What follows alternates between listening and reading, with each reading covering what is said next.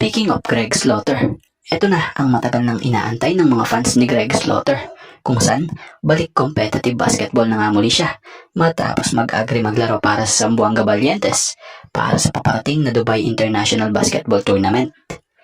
So kita naman sa lumabas na mga ensayo ng Zamboanga Valientes na nagpa-participate na ito sa ensayo, kasama nga po ang teammates na to. Inaasahang makapagdaragdag puwersa sa center position ang nasabing manlalaro para sa team.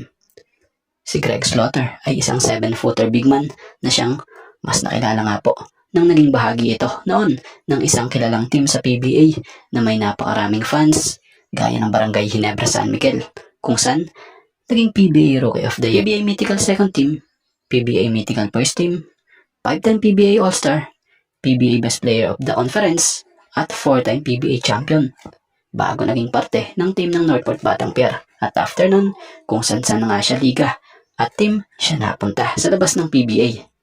At ngayon, eto na siya, nasa team na ng Zamboanga Valientes. Kasalukuyang 37-year-old na itong si Greg Slaughter, pero nasa sa shape pa rin naman siya at di nagpapabaya. At neto nga lang, di pa man nga po siya sumasalang sa mismong tournament. May mga lumabas na nga pong usap-usap ay posibleng pagbabalik PBA nito for the next PBA conference sa season 50. So, tingnan na lang natin kung muli ba nating makita si Greg Slaughter sa PBA next conference. At kung mangyayari ngayon, halimbawa, malakas ang magiging puwersa ng title next conference. Dahil big man talaga ang kulang sa kanila. At dito tayo sa patungkol kay Isaac Go.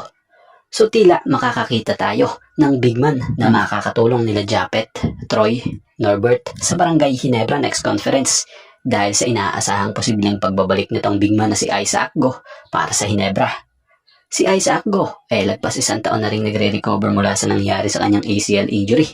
Inaasahan nga next conference ay possible debut game na nito. Dahil na nga sa nakikita natin sa ilang mga lumalabas na video footage dito, bukod sa nagpapalakas sa gym, nakakatakbo na muli ito. So maaaring magiging malaking impact o tulong sa team ang gaya ni Isaac Go dahil kilala ito bilang big man na kayang pumukol din sa labas.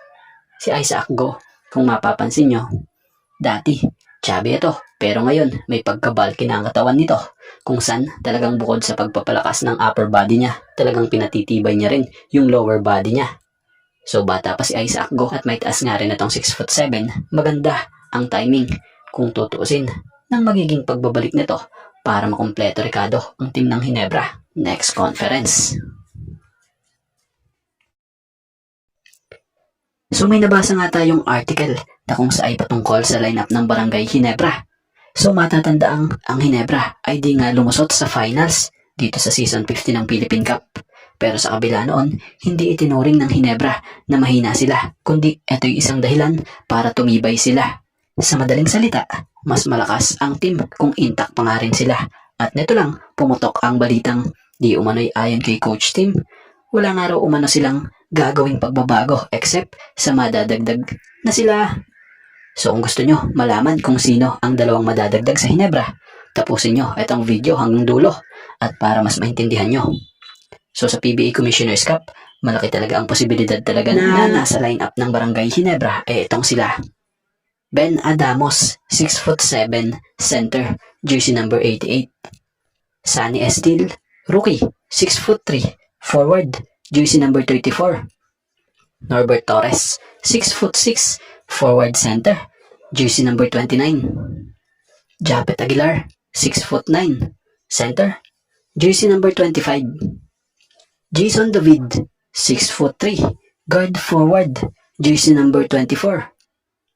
Raymond Aguilar, 6'4", forward center, jersey number 23. John Abis, rookie, 6'3", forward, jersey number 22. Ralph Ko, 6'4", forward, jersey number 18. Stephen Holt, 6'4", guard forward, jersey number 14. John Pinto, 5'11", guard, jersey number 10. Scotty Thompson, 6'1", guard, jersey number 9. RJ Abarientos, 5'11", guard, jersey number 4. Jeremiah Gray, 6'5", guard forward, jersey number 2. And Troy Rosario, 6'7", forward center, jersey number 1. At ang dalawang madaragdag nga, etong sila Isaac Go na siyang nag-recover mula sa injury at siyang inaasahang mas magiging malakas sa kanyang pagbabalik. At ang resident import ng Barangay Ginebra na si Justin Brownlee. So malinaw na hindi gagalaw ang kanilang roster kahit may mga players nang nawala sa kanila. Kumbaga, mas magre-rely ang Barangay Ginebra sa kanilang chemistry and stability para mag-focus sa paparating na import-laden conference. So yan, anong opinion nyo? At bago nga ang lahat, baka naman po pwedeng makahingi ng isang subscription para sa ating channel or pakifollow na rin po kung nagustuhan nyo ang ating mga basketball update. At kung ito na may makakabigat para sa inyo, kahit isang like and share na lamang po. Maraming salamat po.